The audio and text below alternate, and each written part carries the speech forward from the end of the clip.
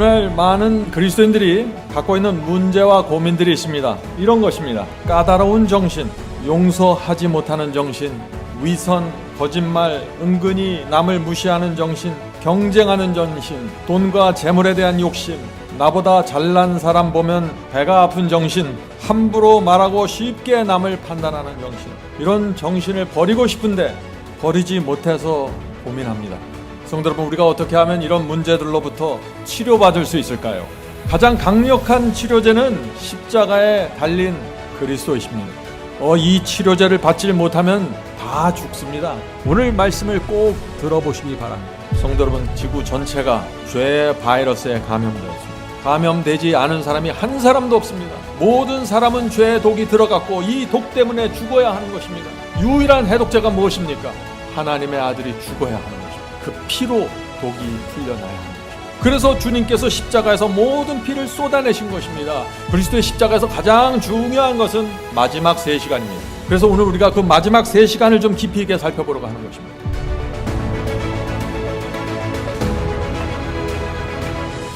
어떤 시골에 아버지와 아들이 있었습니다. 그들은 아브라함과 이삭처럼 아주 서로 사랑하고 서로 신뢰하는 그런 관계였습니다. 이 아버지와 아들은 늘 함께 했습니다. 함께 농사를 짓고 함께 여행을 하고 함께 산에 가고 함께 낚시를 하고 아침마다 함께 예배드리고 두 사람은 참 행복했습니다. 그런데 어느 날 아버지와 아들이 차를 타고 가는데 라디오에서 긴급 뉴스가 나왔습니다. 저 멀리 중동 어떤 곳에서 무서운 바이러스가 나타났다고 했습니다. 코로나 바이러스보다 훨씬 강력하고 전염성이 세서 걸리면 죽는다고 했습니다. 일단 감염이면 열이 올라가고 무기력해지면서 일주일 만에 죽는다고 했습니다. 바이러스가 하룻밤 사이에 비행기를 타고 여행객들을 통해서 전 세계에 퍼져나갔습니다. 인도로, 중국으로, 한국으로, 미국으로 각 나라에서 그래서 여행을 금지하는 명령이 내려졌습니다. 북한도 국경이 폐쇄되었습니다. 그러나 바이러스를 막을 수가 없었습니다. 사람들은 나올 수가 없었고 아파트 단지도 출입이 금지됐습니다. 그러나 바이러스는 계속해서 퍼져나갔습니다. 바이러스에 감염되면 일주일 안에 죽는다는 그 패닉이 온 세상을 덮었습니다. 엘리베이터를 타고 내려오다가 사람들을 만나면 두려웠습니다. 모임은 폐지됐고 가족이 죽어도 장례식에 참여할 수 없었습니다. 교회도 폐쇄되고 예배도 드릴 수 없었습니다. 각 나라에서 대통령들이 방송에 나와서 방역을 호소하면서 강력한 법을 발동했습니다. 지하철도 버스도 금지되었습니다. 지구의 모든 동네와 마을에서 사망자들이 쏟아져 나왔지만 아무런 대책이 없었습니다. 바이러스를 막을 수 없었던 것입니다. 온 세상이 죽음의 공포로 덮였습니다. 사람들은 실성을 해서 거리를 다니면서 울기 시작했습니다. 그때 유엔에서 큰 회의가 열리고 과학자들이 발표를 했습니다. 이런 발표입니다. 인류에게 남은 유일한 희망을 알려드리겠습니다. 만약 우리가 바이러스에 대해 강력한 저항력을 가진 사람을 찾을 수 있다면 우리는 그 사람의 피를 이용해서 인류를 위한 해독제를 만들 수 있습니다. 그것이 유일한 희망입니다. 어떤 일이 생겼을까요? 각 나라가 난리가 났겠죠? 강력한 저항력을 가진 사람을 찾기 시작했습니다. 아직 감염되지 않는 사람들이 병원과 보건소에 가서 피를 뽑아서 검사하기 시작했습니다. 자신의 피 속에 바이러스에 저항하는 그 강력한 항체가 있는지 조사받았습니다. 그런데 몇 달이 지나도 그 항체, 바이러스를 극복할 수 있는 항체를 찾았다는 소식이 들려오지 않았습니다. 또 대통령들과 방송과 수상들이 방송에서 호소하기 시작합니다. 아직 감염되지 않는 사람들은 빨리 보건소에 가서 피검사를 받아달라고 말하기 시작했습니다. 이런 와중에도 계속해서 날마다 수많은 사망자들이 쏟아져 나왔습니다.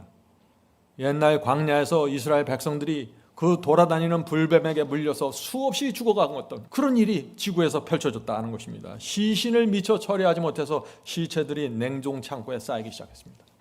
병원은 가득 찼고 병원 주차장까지 환자들이 채워졌습니다. 사람들은 두려움에 떨었고 수많은 사람들이 우울증으로 눈물을 흘리기 시작했습니다. 그 무렵에 시골에 살던 그 두 사람, 아들과 아버지가 이 두 사람도 가까운 보건소에 가서 피검사를 받게 되었습니다. 피검사가 어떻게 나왔을까요? 피검사 결과가 나왔는데 결과가 나오자마자 경찰과 의료팀이 급히 이 두 사람의 집에 갔습니다. 그들은 아버지와 아들에게 이렇게 말했습니다. 아들의 피 속에서 강력한 항체가 발견되었습니다. 과학자들은 아들의 피를 이용해서 전염병을 치료할 수 있는 해독 성분을 만들 수 있다고 합니다. 선생님의 아들이 지구의 유일한 희망입니다. 아들의 피가 없으면 지구 전체는 멸망입니다. 그런데 문제는 아들의 피 전체가 필요하다는 것입니다. 다른 방법은 없습니다. 아들의 피를 모두 뽑아내야만 지구의 모든 사람을 살릴 수 있습니다. 부디 도와주십시오. 아들의 피가 지구의 유일한 희망입니다. 아버지와 아들의 마음이 어떠했을까요? 깊은 고민에 빠졌습니다. 그런데 과학자들과 의사들은 날마다 찾아와서 도와달라고 매달리는 것입니다. 아버지는 계속해서 눈물을 흘렸고 아들을 바라봅니다. 아무 말도 하지 못합니다. 그런 아버지의 모습을 보면서 아들이 이렇게 말합니다. 아버지, 제가 피하면 지구가 멸망합니다. 저는 이 책임을 피할 수가 없습니다. 저의 피 전체를 사람들에게 주겠습니다.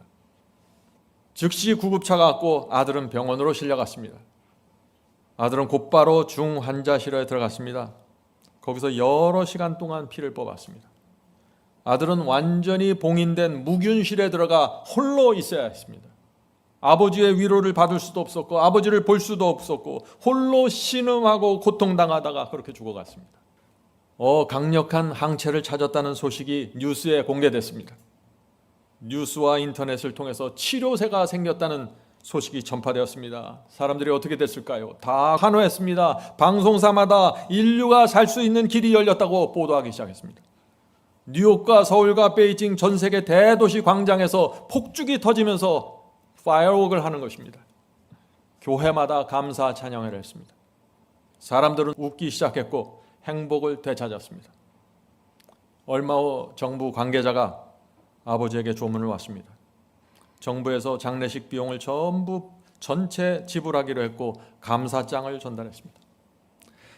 아들의 죽음을 감사하는 의미에서 거대한 올림픽 경기장에서 장례식을 치르기로 했습니다. 방송으로 장례 일정이 발표되었습니다. 아버지가 이제 많은 사람들이 몰려와서 자기 아들의 죽음과 희생에 감사를 표할 것을 기대했습니다. 사람들이 장례식장 밖까지 길게 줄을 늘어서게 될 것이라고 생각했습니다. 사람들이 찾아와서 눈물을 흘리면서 감사하면서 영원히 당신의 아들을 기억하겠습니다라고 말할 것을 기대했습니다.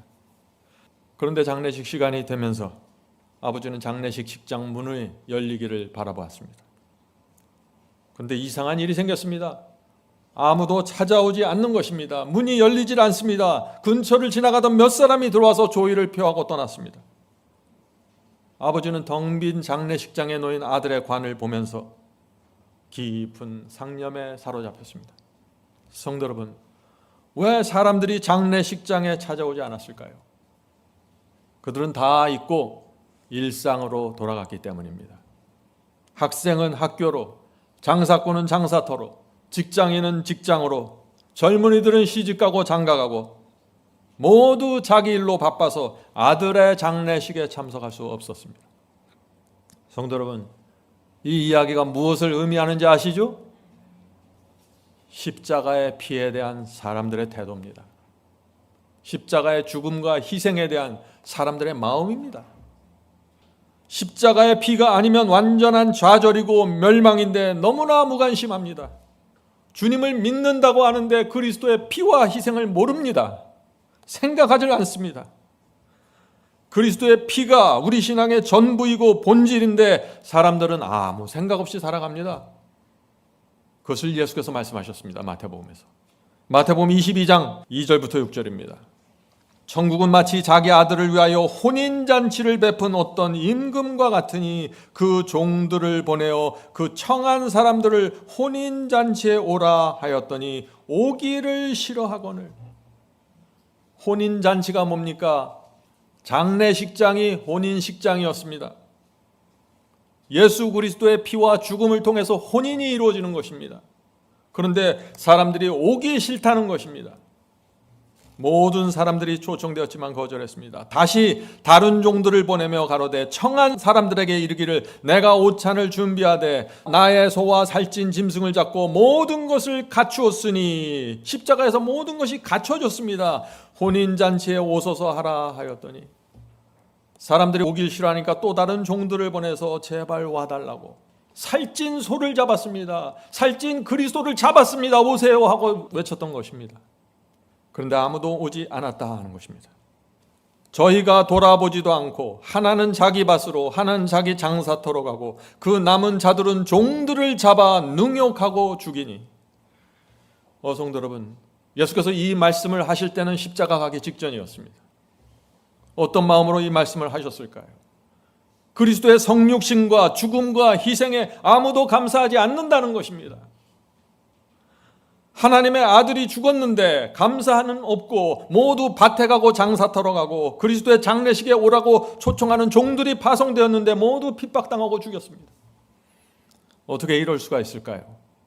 이것이 기독교 역사이고 교회의 역사입니다. 성도 여러분, 지구 전체가 죄의 바이러스에 감염되었습니다. 감염되지 않은 사람이 한 사람도 없습니다. 모든 사람은 죄의 독이 들어갔고 이 독 때문에 죽어야 하는 것입니다. 유일한 해독제가 무엇입니까? 하나님의 아들이 죽어야 하는 것입니다. 그 피로 독이 풀려나야 하는 것입니다. 그래서 주님께서 십자가에서 모든 피를 쏟아내신 것입니다. 그런데 뭘 말합니까? 사람들이 관심이 없다는 것입니다. 피를 보는 그 마음에 아무런 감동과 감사가 없다는 것입니다. 질문드립니다. 죄의 독에 감염되면 어떤 증세들이 나타납니까? 이런 증세가 나타나죠. 주님의 사랑과 희생을 소중히 마음에 담지 않습니다. 죄와 불순종에 끌려 다닙니다. 마음이 이기심과 욕심으로 뒤덮여 있어도 그것을 밀어내질 못합니다. 교만과 이기심으로 살게 됩니다. 영적으로 무기력하게 됩니다. 이것이 죄의 독에 감염된 증세들입니다. 결국 죽는 것입니다. 반드시 그리스도의 피가 수혈돼야 하는 것입니다. 저 역시 오랫동안 이런 증세에 시달렸습니다. 저도 신앙을 잘해보려고 노력하고 투쟁하고 헌신했습니다. 그런데 이 신앙의 본질, 이 치료제를 받지 못한 것입니다. 주님의 피와 희생이 얼마나 소중한지 몰랐습니다. 성경은 열심히 읽었지만 십자가의 사랑과 희생, 절박한 마음으로 제가 붙잡지 못했습니다. 하나님과 이 아들의 이 엄청난 희생이 치루어졌는데 그것을 주목하지 못했습니다. 이런 상태에서 신앙을 잘 해보려고 했는데 무기력해졌고 감사와 기쁨과 충성이 날마다 솟구쳐 올라오는 그 경험이 뭔지를 몰랐습니다. 성도 여러분, 생각해 보세요.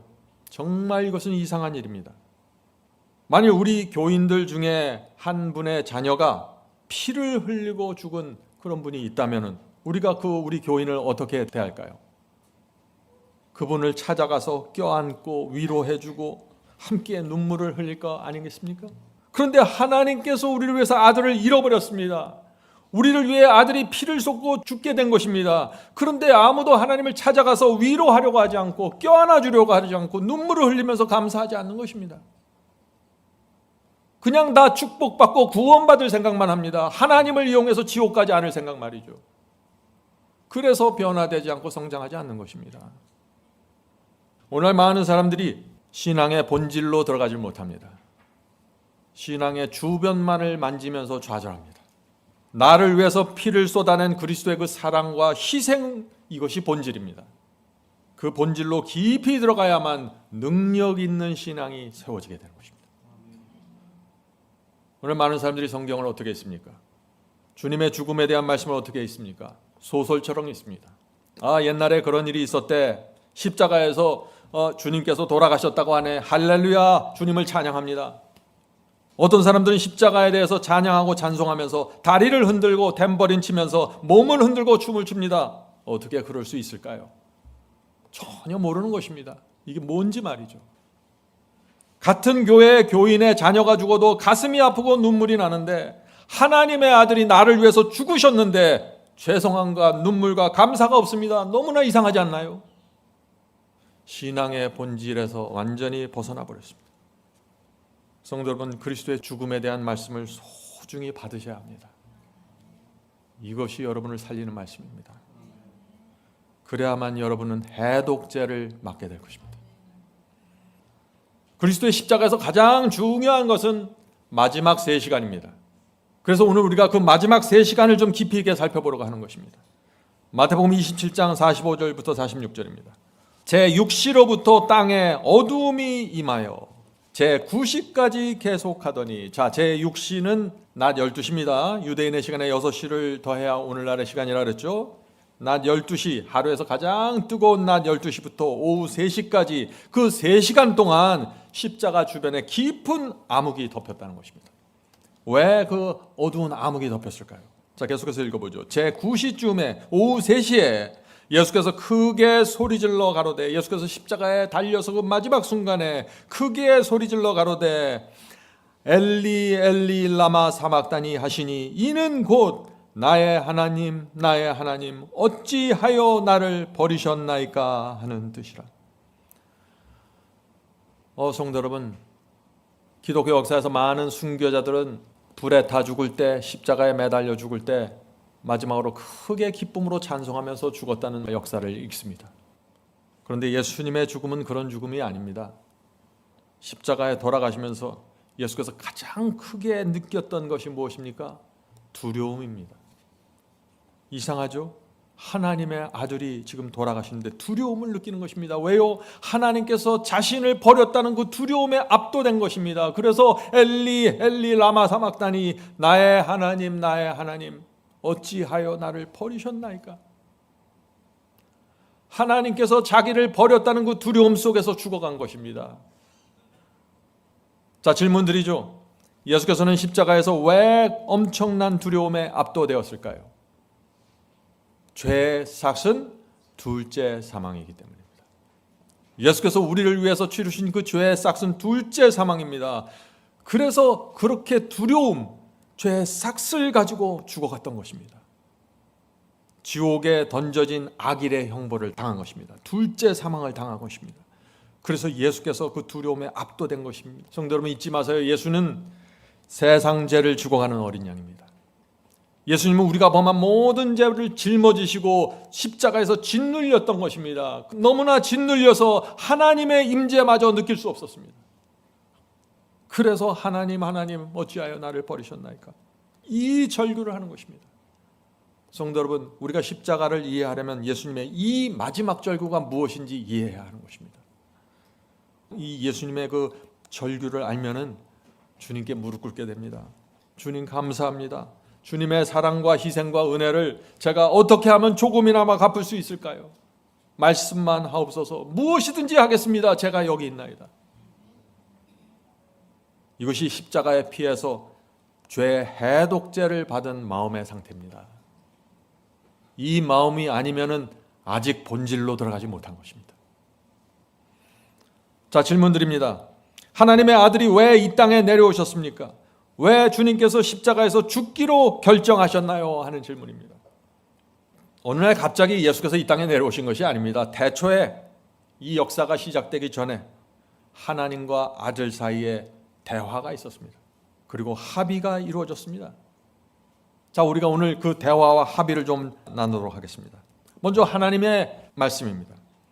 하나님께서 그리스도께 이렇게 말씀하십니다. 아들아, 사탄이 지구를 지배하려고 한다. 인간은 사탄의 유혹과 죄에 대하여 철저하게 무방비 상태로 있다. 사탄은 죄를 범한 사람은 멸망시켜야 한다고 지금 요구하고 있다. 지구의 불쌍한 영혼들을 위해서 우리가 무엇을 할 수 있을까? 그리스도께서 이렇게 대답하십니다. 하나님 아버지, 저는 제 온몸을 던져서 그들이 멸망으로 가는 길을 막길 원합니다. 제가 모든 책임을 지겠습니다. 제가 죄의 삭을 모두 치르겠습니다. 제가 하나님 아버지의 공의를 완전하게 충족시키겠습니다. 그러므로 인간이 범한 모든 죄의 책임을 나에게 물어주십시오. 죄값을 모두 나에게 요구하시고 그들에게는 묻지 말아 주십시오. 그것이 인류를 위한 유일한 희망입니다. 성도 여러분, 그리스도의 희생과 은혜가 무엇인지 보이십니까? 이것을 보는 데서 신앙은 시작할 수 있는 것입니다. 주님의 희생과 죽음 때문에 희망이 생겼습니다. 죄의 해독제가 십자가에서 마련되었습니다. 우리가 어떻게 해야 될까요? 날마다 십자가로 가서 해독제를 받아야 됩니다. 강력한 치료제를 받는 것입니다. 이 치료제를 받으면 어떻게 될까요? 용서가 생기고 감사가 생기고 감격이 생기고 충성이 생기고 기쁨이 생기고 모든 것을 받을 수 있는 것입니다. 우리 속에 있는, 우리 본성 속에 올라오는 모든 죄의 문제들이 십자가에서 해결되는 것입니다. 자, 다시 그리스도께서 말씀하십니다. 하나님 아버지의 공의 앞에서 인간이 치루어야 할 고통을 단 한 방울도 남기지 않고 제가 다 치루겠습니다. 제가 지구로 내려가서 한 인간으로서 순종의 삶을 살고 십자가에서 모든 죄의 대가를 치르겠습니다. 성도 여러분, 이것이 주님의 사랑과 희생입니다. 이 희생과 사랑을 깊이 들여다보면 볼수록 놀라운 치료가 이루어집니다. 마음이 달라지고 표정이 달라지고 태도가 달라집니다. 모든 것이 가능해집니다. 자, 하나님께서 다시 말씀하십니다. 내 아들아, 죄의 값을 치르는 것은 결코 쉬운 일이 아니다. 단 한 사람의 죄값도 남겨둬서는 안 된다. 아들아, 너는 나의 공의가 경감되고 감해질 것을 기대하지 말아야 한다. 너는 인간이 범한 모든 죄를 짊어져야 하는데 죄를 향해 쏟아지는 나의 저주와 진노가 경감될 것을 원해도 안 된다. 너는 홀로 포도주틀을 밟아야 한다. 인간을 구원하려면 반드시 피를 흘리고 죽어야 하고 홀로 십자가에 매달려야 한다. 나도 천사들도 발가벗겨서 피 흘리고 죽어가는 너를 도와줄 수 없다. 아들아, 나의 공의가 십자가에 매달린 너에게 그대로 쏟아지게 될 것이다. 엄청난 두려움과 고통이 내 영혼을 압도하게 될 것이다. 감당할 수 있겠니? 성도 여러분, 이런 대화 없이 예수께서 어느 날 갑자기 이 땅에 내려오셨을까요? 그렇게 생각할 수 없는 것입니다. 하나님과 그리스도 사이에 분명한 대화가 있었고 분명한 합의가 이루어진 것입니다. 그 합의에 따라 메시아에 대한 예언이 구약 성경에 300번 이상 기록되었고 그 예언을 모두 총적시키면서 이 땅에 내려오신 것입니다. 그리스도께서 이 하나님의 말씀에 어떻게 답변했을까요? 그리스도의 답변을 들어보죠. 아버지, 그렇게 하겠습니다. 인류를 살릴 수 있다면 죄의 값을 제가 모두 감당하겠습니다. 인간을 구원해서 하늘로 데려올 수만 있다면 제가 지구에 내려가서 사탄과 사람들에게 무시당하고 얻어맞고 굴욕을 당하겠습니다. 아버지, 저를 갈바리 십자가로 보내주십시오. 성도 여러분, 이것이 하나님의 사랑과 은혜입니다. 우리는 날마다 그래서 주님께 달려가 감사합니다. 주님, 영원히 주님의 은혜와 사랑을 잊지 않겠습니다. 기억하겠습니다. 이렇게 고백해야 되는 것입니다. 이것이 신앙의 본질입니다. 주님께서 이렇게 말씀하십니다. 너희가 나의 계명을 지키면 나의 친구라. 이제 우리가 이 주님의 말씀에 대답해야 합니다. 우리가 정말 주님의 친구가 될 것인지 말 것인지 말이죠.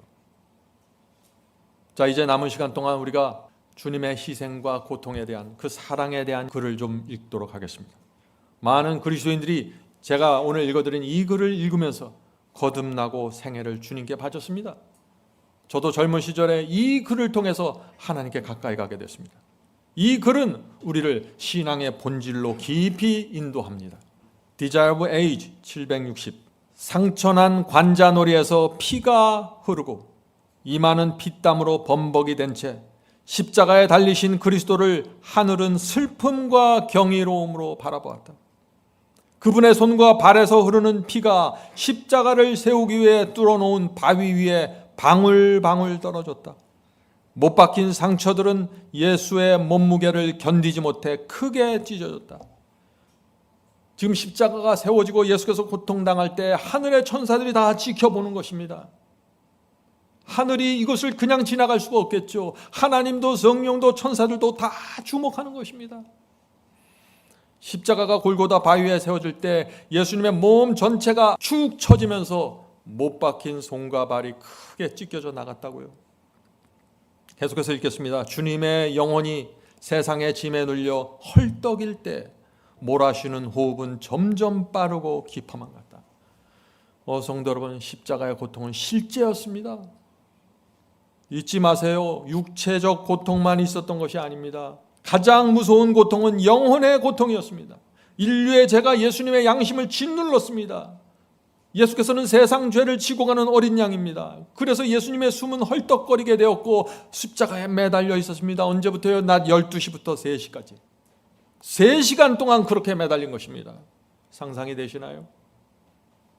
그런데 아무도 감사하지 않고 아무도 주님께 와 주님의 은혜에 감사합니다. 제 남은 생에 주님께 드립니다. 이런 고백이 없는 것입니다. 저와 여러분이 범한 그 죄 때문에 엄청난 고통을 견디셨습니다. 예수님의 사랑과 희생입니다. 은혜입니다.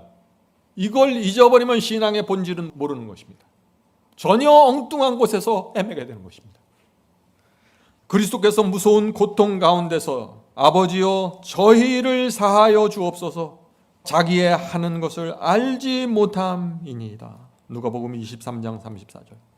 이 기도를 하실 때 온 하늘은 놀람과 경이로움으로 충만하였다. 사람들이 달려들어서 지금 죽이고 때리고 지금 못을 받고 있는데 예수께서 그들을 향해서 이 사람들 지금 뭘 하는지 모릅니다. 하나님, 이들을 용서해 주시옵소서. 우리가 믿는 주님이 이런 주님이십니다. 어떻게 하시겠습니까, 여러분? 이 모든 일이 사람들의 구원을 위해서 이루어지고 있는데 사람들이 하나님의 외아들을 죽이는 일에 앞장서서 가담했다. 이것이야말로 하늘 우주 존재들에게 얼마나 무섭고 놀라운 광경이었겠는가. 성도 여러분, 예수님을 십자가에 못 박은 사람들이 유대인들 뿐입니까? 오늘도 날마다 수많은 사람들이 주님의 가슴에 못질하고 있지 않습니까? 그리스도의 죽음과 희생을 외면하고 못 본 척하고 살아가고 있는 것입니다. 그저 내가 필요한 것은 축복이고 구원이고 지옥을 저주를 피하는 것입니다. 이것밖에 없는 것이에요. 주님의 고통과 희생은 잊어버린 바 되었습니다. 그리고 내 고통, 내 슬픔, 내 억울함만 지금 갖고 있는 것입니다. 많은 사람들이 십자가의 피와 사랑과 희생을 놓쳐버리면은 인간은요 은혜를 모르는 짐승이 되고 맙니다. 성도 여러분, 예수님의 죽음과 희생은 당연한 것이 아닙니다. 많은 사람들이 십자가를 너무나 당연한 것으로 받아들이고 있어요. 누가복음 23장 말씀 읽겠습니다. 누가복음 23장에도 똑같은 말씀이 나옵니다. 44절과 46절. 때가 제6시쯤 되어 해가 빛을 잃고, 지금 십자가에 예수께서 매달리실 때 암흑이 오는 장면입니다. 해가 빛을 잃고 온 땅에 어두움이 임하여 제9시까지 계속하여, 자, 이 3시간 동안 어두움이 암흑이 십자가 주변을 덮었습니다. 왜 그랬을까요? 성소의 휘장이 한가운데서 찢어지더라. 예수께서 큰 소리로 불러 가라사대 아버지여 내 영혼을 아버지 손에 부탁하나이다 하고 말씀하신 후 운명하시다. 자, 이제 질문을 드립니다. 예수께서 십자가에 달리신 낮 12시부터 오후 3시까지 이 3시간 동안 왜 캄캄한 어둠이 십자가를 덮었을까요? 주님의 사랑과 희생을 많은 사람들이 보아야 하고 그것을 보여줘야 하는데 하나님께서는 오히려 암흑으로 덮어버리셨습니다. 왜 그랬을까요? Desire of Age 753, 754페이지입니다. 천사들은 충격과 놀람으로 구주의 절망적인 고민을 목격하였다. 하늘의 천사들은 그 무서운 광경에서 그들의 얼굴을 가리웠다. 천사들이 차마 볼 수 없는 광경이었다는 것이죠. 무생물계도 모욕을 당하시고 숨을 거두시는 창조주에게 동정을 표했다. 태양은 이 무서운 광경을 보기를 거절했다. 세상을 밝게 비추고 있던 한낮의 태양이 그때 갑자기 없어진 것처럼 보였다. 장례식 휘장 같은 칠흑 같은 어두움이 십자가를 뒤덮었다. 온 땅에 어두움이 임하여 제9시까지 계속하였다. 일식이나 다른 자연현상이 없었는데도 달도 없고 별도 없는 한밤중에 깊은 짙은 어두움과 같았다.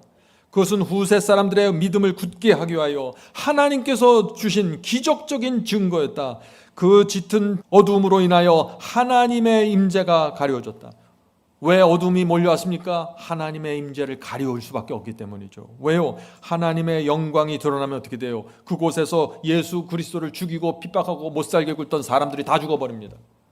예수님은 죽어서 반드시 피를 흘려야 되는데 사람들이 죽으면 안 되잖아요. 사람들이 주님을 십자가에 매달고 죽이려면 하나님의 임재를 어둠으로 감추어야 하는 것입니다. 주님을 죽이게 하기 위하여 3시간의 어둠이 필요했다는 것입니다. 계속해서 읽겠습니다. 하나님께서는 어둠으로 장막을 만드시고 당신의 영광을 인간의 눈으로부터 감추셨다. 하나님과 그의 거룩한 천사들은 십자가 곁에 계셨다. 아버지께서는 아들과 함께 계셨으나 그분의 임재는 어둠에 덮여서 보이지 않았다. 하나님과 천사들은 사람들이 주님을 죽이는 모든 과정을 지켜보았습니다. 그리스도께서 모든 죄의 짐을 지고 대속을 이루실 때까지 마지막 한 방울의 피를 흘리셔야만 했던 것입니다. 그것을 다 지켜본 것입니다. 만일 하나님의 영광이 구름 속에서 번쩍였다면 모든 군중들은 멸망하고 말았을 것이다. 하나님의 임재가 보이지 않으므로 그리스도께서는 그 무서운 시간에 아버지의 임재하심에서 오는 위로를 받지 못했다. 주님께서는 홀로 포도즙 틀을 밟으셨으며 백성 가운데 그분의 고통과 함께한 사람은 하나도 없었다. 성도 여러분, 저는 이 말씀을 읽을 때마다 고통스럽습니다. 여러분은 주님의 십자가를 기억하면서 그분의 고통과 함께 하십니까? 이것이 실제적인 신앙입니다. 예수님의 고통과 그분의 사랑과 그분의 희생이 우리 속에 실제가 되어야 된다는 것입니다. 그래야 우리가 그분의 마음을 이해할 수 있는 것입니다. 이런 신앙이 아니면 죄에 무너지고 사탄에게 쉽게 끌려가 버립니다. 계속해서 읽겠습니다. 하나님께서는 짙은 어둠으로 인간으로서 당신의 아들이 당하는 마지막 고민을 가리셨다. 어둠으로 십자가를 가려버리신 것입니다. 성도 여러분, 칠흑 같은 어둠이 3시간 동안 십자가를 덮었습니다. 이유가 아시겠습니까? 점점 더 분명하게 보이죠. 십자가의 마지막 3시간은요 주님께서 홀로 고통을 감당하고 통과하신 시간입니다. 왜요? 그 어둠 때문에 예수님은 천사를 볼 수도 느낄 수도 하나님을 볼 수도 느낄 수도 없었습니다. 모두 다 그 자리에 있었지만, 하나님과 성령과 천사들이 모두 그 자리에 있었지만 예수님을 위로해 줄 수가 없었습니다. 왜요? 예수님은 반드시 홀로 그 모든 것을 지고 통과하셔야 됐기 때문이죠. 성도 여러분, 이 십자가에 주께서 달리신 3시간의 고통과 희생이 무엇인지를 알면은 저와 여러분은 반드시 회개하게 되고 거듭나고 새 마음을 받게 되고 변화됩니다. 죄를 도무지 고집할 수 없게 됩니다. 불순종은 불가능한 것이 되어버리고 맙니다. 이 3시간 속으로 들어가 버리면 말이죠. 752, 753입니다. 영광의 주께서는 인류를 위한 대속물로서 운명하고 계셨다. 모든 것이 숨이 막힐 듯이 침울했다. 그분을 억누르고 있는 것은 죽음의 공포가 아니었다. 그분에게 말할 수 없는 고민을 자아내게 한 것은 십자가의 고통과 치욕이 아니었다. 성도 여러분, 이 말씀 잘 보세요. 주님께 말할 수 없는 고민을 준 것은 십자가의 고통과 그 치욕스러운 부끄러움이 아니었어요. 주님의 고통은 죄의 유해성을 느끼는 데서 오는 고통, 인간이 죄에 익숙해 있기 때문에 죄의 흉악성을 알지 못하는 것을 아시는 데서 오는 고통이었다. 주님의 고통이 무엇입니까? 인간이 너무 죄를 쉽게 생각한다는 것입니다. 불순종을 너무나 당연하고 너무나 익숙한 것으로 받아들이고 있다는 것입니다. 그것이 주님 마음의 큰 고통이었습니다. 죄의 싹은 둘째 사망인데 사람들은 죄가 무엇인지 모르는 것입니다. 너무나 당연한 것이 되어버렸습니다. 거짓 복음이 무엇입니까? 죄를 너무나 당연한 것으로 소개합니다. 가짜 복음이 무엇입니까? 불순종을 너무나 당연한 것으로 사람들에게 제시합니다. 계속해서 읽겠습니다. 죄가 인간의 마음속에 너무나 깊이 자리 잡고 있다는 것과 죄의 권세를 깨뜨리고 나오려고 하는 사람이 너무나 적다는 것을 그리스도께서 아셨다. 주님은 하나님의 도움이 없이는 인간이 멸망할 수밖에 없다는 것을 아셨고, 수많은 사람들이 도움을 받을 수 있는 위치에 있으면서도 죽어가고 있다는 것을 보셨다. 성도 여러분, 예수님은 아셨습니다. 예수님이 십자가에 달리시면 많은 사람들이 와서 축복하고 감사하고 열광할 것을 기대하지 않았습니다. 그렇게 되지 않을 것을 아셨습니다. 그러면서도 끝까지 십자가를 가셨습니다. 그것이 주님의 사랑과 희생입니다. 대다수의 사람들은 십자가로부터 해독제를 받지 못하고 죄를 붙잡고 멸망당할 걸 아셨습니다. 오직 소수의 사람들이 십자가의 피로 용서받고 죄를 버리게 될 것을 보셨습니다. 그 소수의 사람들을 보셨기 때문에 고통의 길을 끝까지 걸어가셨다고요. 성도 여러분, 우리는 주님의 사랑과 희생을 잊으면 안 됩니다. 이 주님의 사랑과 희생, 그 피에서 죄를 물리치고 격퇴시키는 파워가 나오는 것입니다. 그것이 해독제고 치료제입니다. 계속해서 읽겠습니다. 그리스도께 우리 모두의 죄가 놓여졌다. 우리를 율법의 정죄에서 구속하시려고 그분은 범죄자로 헤아림을 받았다. 아담의 모든 자손의 죄가 주님의 마음을 눌렀다.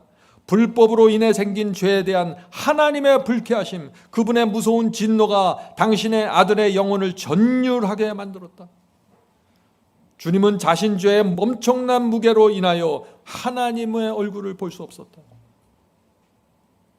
이 최대의 고민 시간에 구주로부터 하나님께서 당신의 얼굴을 돌리심으로 구세주께서 가장 힘들고 가장 고통당한 가장 엄청난 죄의 무게를 느끼고 있을 때 하나님께서 당신의 얼굴을 돌려버리셨습니다. 구주께로부터 하나님께서 당신의 어들을 돌리심으로 인간이 결코 이해할 수 없는 슬픔이 주님의 마음을 찔렀다. 이러한 영혼의 고민이 너무나 컸기 때문에 그분의 육체적 고통을 거의 느낄 수 없었다. 오늘 많은 사람들이 예수께서 십자가에 달리신 육체적 고통만을 말하죠. 그 마지막 3시간, 가장 중요한 그 시간 동안 예수께서는 육체적 고통을 거의 느낄 수 없었다고요. 왜요?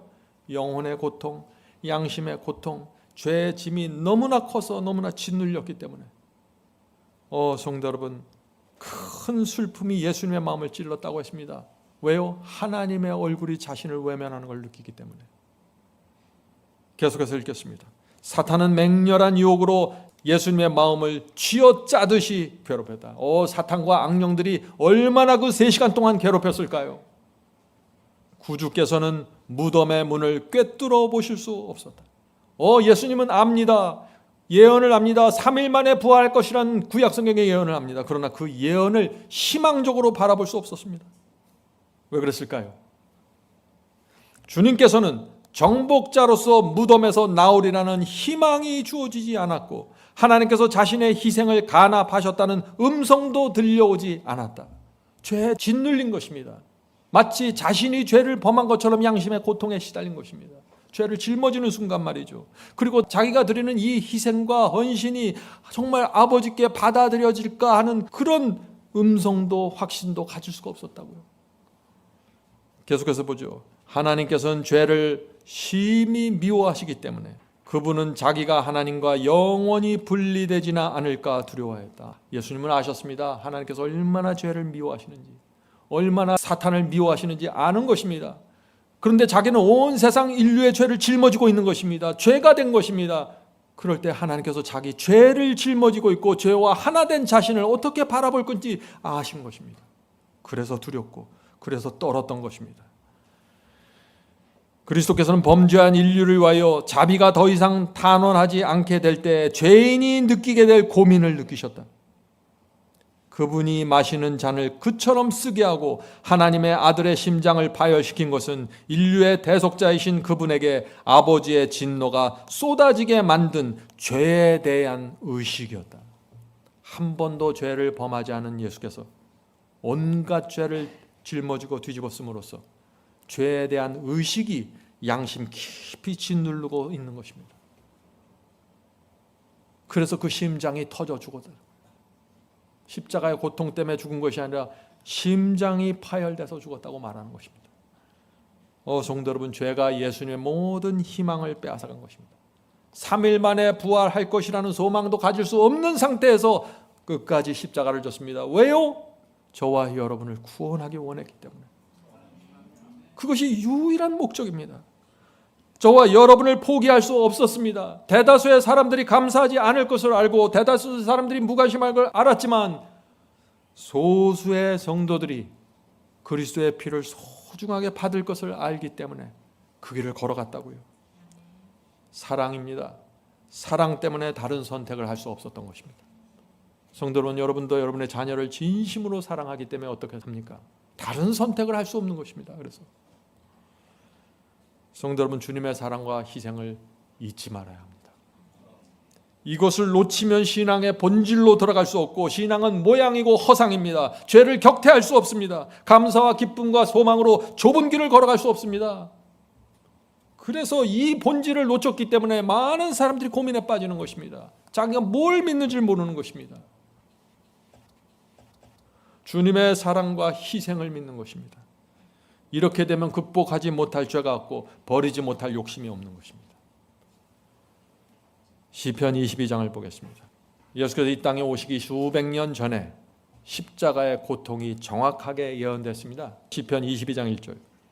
내 하나님이여, 내 하나님이여, 어찌 나를 버리셨나이까? 똑같은 말씀이 이미 예언되어 있죠. 어찌 나를 멀리하여 돕지 아니하옵시며 내 신음하는 소리를 듣지 아니하시나이까? 이것이 예수님의 고통이었습니다. 하나님께 완전히 버림받은 악인의 고통, 그것이 십자가였습니다. 죄를 짊어진 고통입니다. 시편 22장 16절, 다시 십자가에 대한 예언입니다. 개들이 나를, 예수님을 애워쌌으며 악한 무리가 나를 둘러 내 수족을, 내 손과 발을 찔렀나이다. 십자가 예언입니다. 십자가에 매달린 주님을 둘러싼 개들이 누구입니까? 악한 무리가 나를 둘렀다고 했습니다. 개들입니다. 주님의 수족을 찌른 자들입니다. 그런데 그 개들을, 그 악한 자들을 위해서 십자가의 끝까지 달리신다는 것입니다. 저들이 하는 짓을 저희가 모릅니다. 용서해 주시옵소서. 성도 여러분, 이 사랑과 이 희생이 무엇인지 이해가 되십니까? 시편 22편 17절 19절입니다.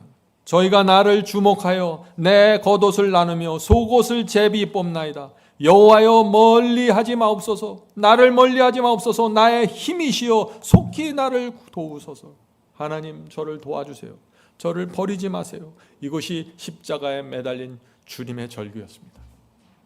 이것이 사랑입니다. 이것이 희생입니다. 이 사랑과 희생이 우리 마음속에 들어갈 수만 있다면 여러분은 치료받고 해독될 것입니다. 질문드립니다. 주님께서 왜 십자가에서 내려오지 않았습니까? 왜 끝까지 피를 흘리면서 십자가에 매달려 있었을까요? 여러분들 이제 답을 아시죠? 중간에서 포기하고 십자가에 내려오면 어떻게 됩니까?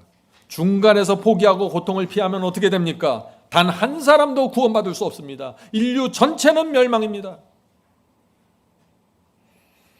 그래서 하나님께서 십자가를 암흑으로 덮으시고 로마 군인들과 군중들이 예수님을 때리고 죽이도록 허락하고 내버려 두신 것입니다. 우리를 살리기 위해서. 이 사랑과 이 희생을 여러분이 놓치면 여러분의 신앙은 가짜입니다. 허상이에요. 다시 질문드립니다. 온몸에서 피가 빠져나가고 홀로 포도즙 틀을 밟을 때까지 하나님께서 암흑으로 십자가를 덮으신 이유가 무엇입니까? 주님께서 나의 하나님이여 어찌하여 나를 버리시나이까 절규해도 하나님께서 끝까지 외면하신 이유가 무엇입니까? 예수님은 반드시 죽어야 하기 때문입니다. 저와 여러분을 살리시려면 하나님께서 예수님을 도와주시면 안 됩니다. 죽도록 내버려 두셔야 됩니다. 우리를 향한 사랑 때문에 다른 선택을 할 수 없었던 것입니다. 그것이 태초에 이루어졌던 하나님과 아들의 합이었습니다. 성도 여러분, 이제 우리는 주님을 향해서 고백해야 됩니다. 아주 분명하게 고백해야 됩니다. 이제부터는 주님, 저희가 여기 있습니다. 주님께서 홀로 당하신 그 고통과 외로움과 절규를 저희가 잊지 않겠습니다. 끝까지 주님을 따릅니다. 끝까지 죽도록 충성하겠습니다. 누가 뭐라고 해도 진리 편에 서겠습니다. 이것이 신앙이고 본질입니다. 이것이 아니면 가짜입니다. 십자가 앞에서, 그 사랑과 고통 앞에서 다른 고백이 나올 수가 없는 것입니다.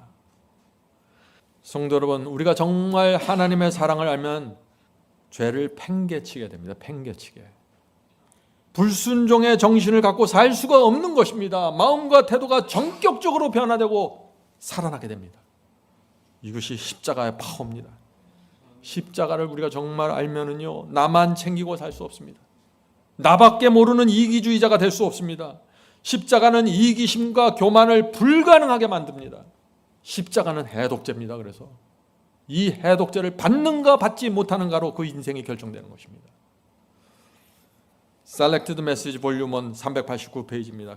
제가 늘 강조하는 말씀입니다. 우리는 우리를 위하여 창에 찔리신 그리스도를 바라보게 될 때 우리가 율법을 범하면서도 불순종하면서도 그분의 은총을 계속해서 누릴 수는 없다는 것을 알게 될 것이다. 십자가의 사랑과 희생을 보면은 내가 불순종을 고집할 수 없다는 것입니다. 십자가를 바라보면은 내가 죄를 범하면서 주님의 은혜를 구할 수가 없다는 것을 내가 안다는 것입니다. 그것이 너무나 크고 엄청나기 때문에 말이죠. 우리는 죄인으로서 우리가 그리스도의 공로를 굳게 붙들고 죄 짓기를 중단해야만 한다는 것을 느낄 것이다. 언제요? 십자가의 사랑과 희생을, 그 피를 보면은 죄 짓기를 내가 중단해야 되겠구나 하는 강력한 소원과 충동이 오게 된다는 것입니다. 이것이 해독제입니다. 십자가 앞에서 죄가 끊어지고 악한 욕망이 사라집니다. 왜요? 십자가의 피에 해독제를, 치료제를 제가 받았기 때문이죠. 3시간입니다. 피가 쏟아지고 숨을 헐떡거리면서 십자가에 매달려 있던 그 3시간이 중요한 것입니다. 그 3시간 동안 인류의 죄가 하나님의 아들의 영혼에 얹혀졌고 두려움과 양심의 가책으로 떨면서 예수께서 죽어가시면서도 하나님의 얼굴을 볼 수 없었고 도움을 청할 수가 없었던 것입니다. 그 3시간 동안 십자가에 매달려 하나님의 진노와 저주를 있는 그대로 받으셨던 것입니다. 그래서 우리가 용서받고 구원받고 하늘 갈 수 있는 길이 열리게 된 것입니다. 그래서 사탄이 우리를 붙잡고 지옥으로 끌고 갈 수 있는 모든 명분이 사라지게 되는 것입니다. 성도 여러분, 우리가 이제 어떻게 살아야 될까요? 우리가 하나님과 그리스도를 어떻게 바라봐야 될까요? 어떻게 우리 입에서 원망과 불평과 부정적인 말이 나올 수 있습니까? 그럴 수 없는 것입니다.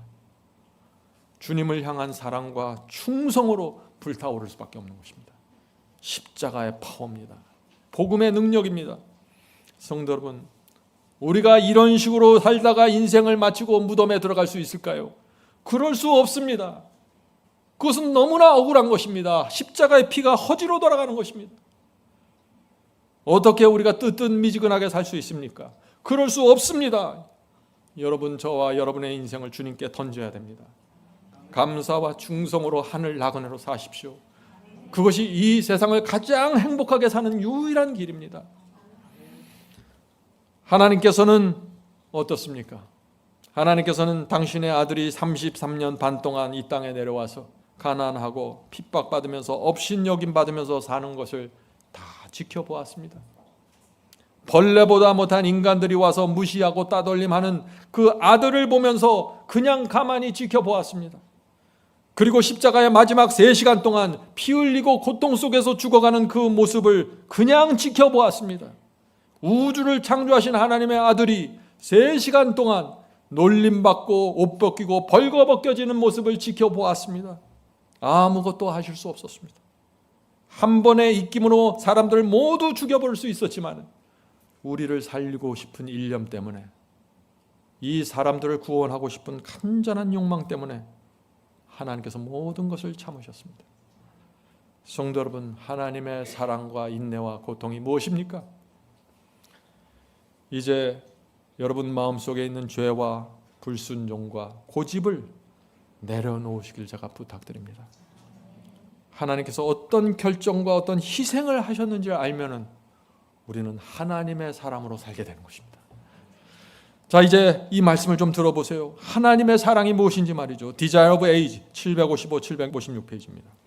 하나님의 아들이 죄악의 짐을 지기로 동의하신 것은 다 그대를 위함이다. 저와 여러분을 위함이다. 그리고 그대를 위하여 그분은 사망의 권세를 깨뜨리시고 낙원의 문을 여신다고 선언하신다. 성난 파도를 잔잔케 하시고 거품이 있는 파도 위를 걸으셨으며 귀신들로 떨게 하시고 질병이 물러가게 하셨으며 소경의 눈을 뜨게 하시고 죽은 자를 살리셨던 그분이 그리스도께서 자기 자신을 제물로 십자가 위에 바치셨다.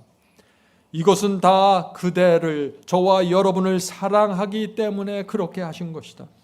우주를 창조하신 엄청난 능력을 가지고 있음에도 불구하고 힘없는 연약한 사람으로 자신을 다 제물로 바치셨다고요.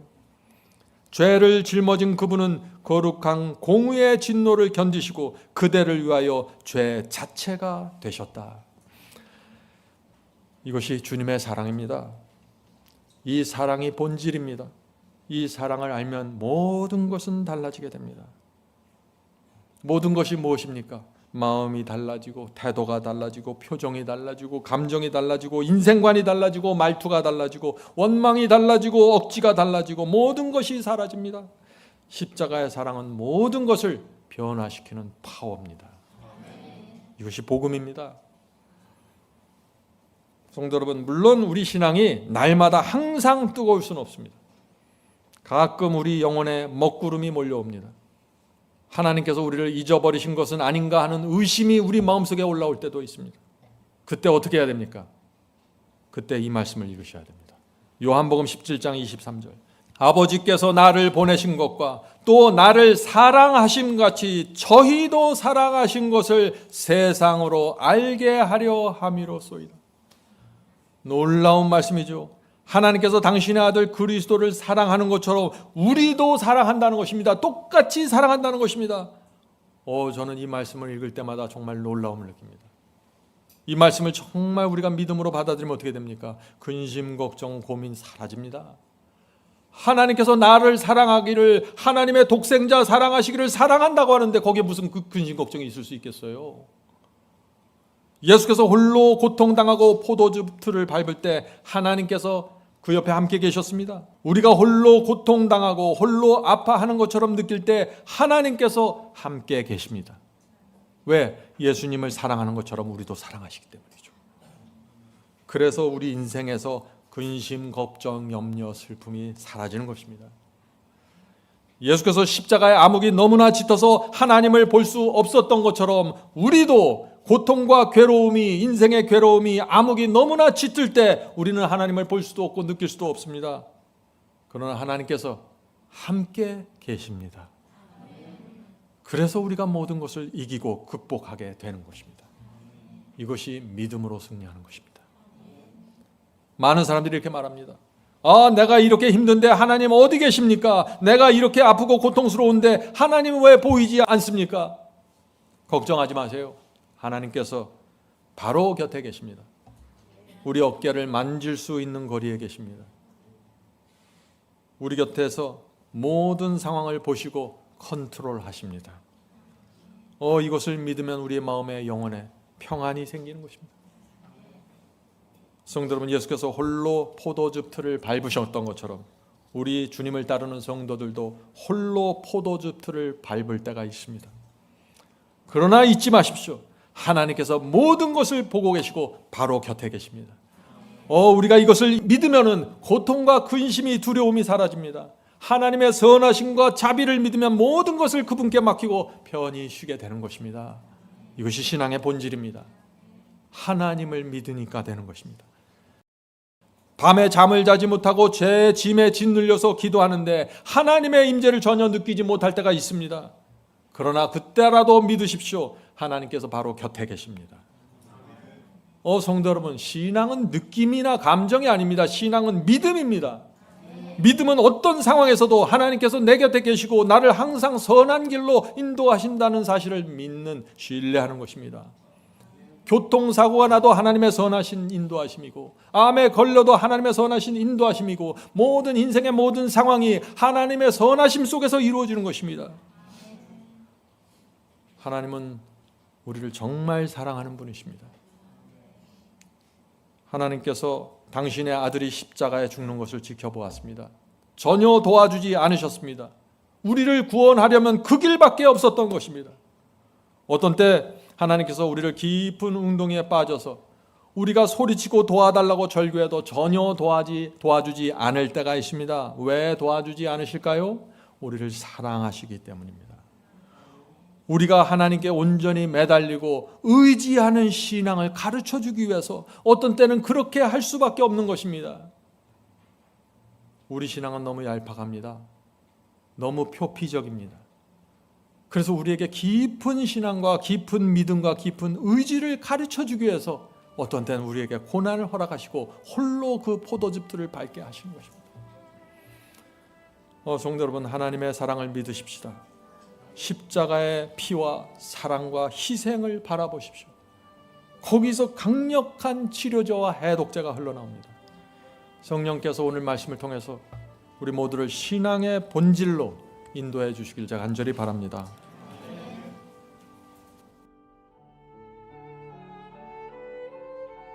하늘에 계신 저희들의 아버지, 저에게 치료제가 꼭 필요합니다.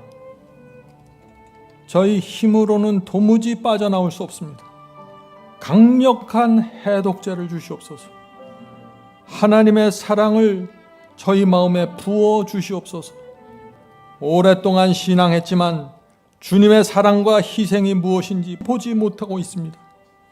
주여, 저희 눈을 열어주셔서 하나님의 피를 보게 해 주시옵소서. 주여, 저희가 주님 붙잡고 살기 원합니다. 신앙의 본질로 깊이 들어가기 원합니다. 도와주시옵소서. 더 이상 이 형식적인 신앙, 미지근함에서 벗어나길 소망합니다.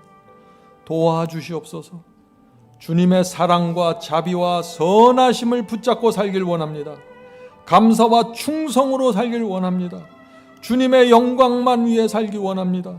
저희 인생 붙잡아 주시고 도와주시고 축복해 주시옵소서.